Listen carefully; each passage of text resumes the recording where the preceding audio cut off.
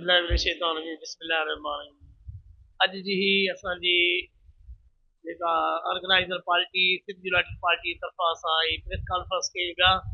असां तंज़ीमी वाद जे लाइ बि कयूं था ही प्रेस कॉन्फ्रेंस ऐं असांजा टंडो आदम तालुके जा बुनियादी कम आहिनि उन कमनि जे बारे में बि असीं चऊं था त असांजा कमु कराया वञनि। जी शहर जा मसइला आहिनि, ड्रेनेज सिस्टम न आहिनि, सफ़ाई सिस्टम न आहे, वार्ड 1 वार्ड 3 वार्ड 2 जे जेके मसइला आहिनि उहे बि कया वञनि म्यूनसिपल कमेटी जे थ्रू, जेके चेयरमैन जे हैंड ओवर अचनि था, कौंसलनि जे अचनि था ऐं उहे कम बि कराया वञनि।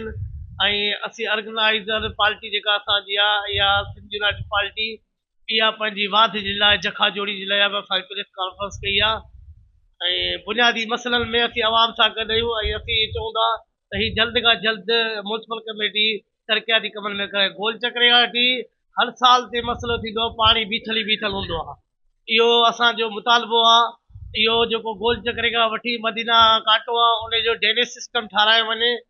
अगरि जे ड्रेनेज सिस्टम ऐं पंहिंजो जेको वार्डनि में कमु न थियो त ॿी सूरत में असांजी तंज़ीम सिंध यूनाइटेड पार्टी इन जो बुनियादी हक़ रखे थी एहतजाज जो बि, तहरीक हलाइण जो बि।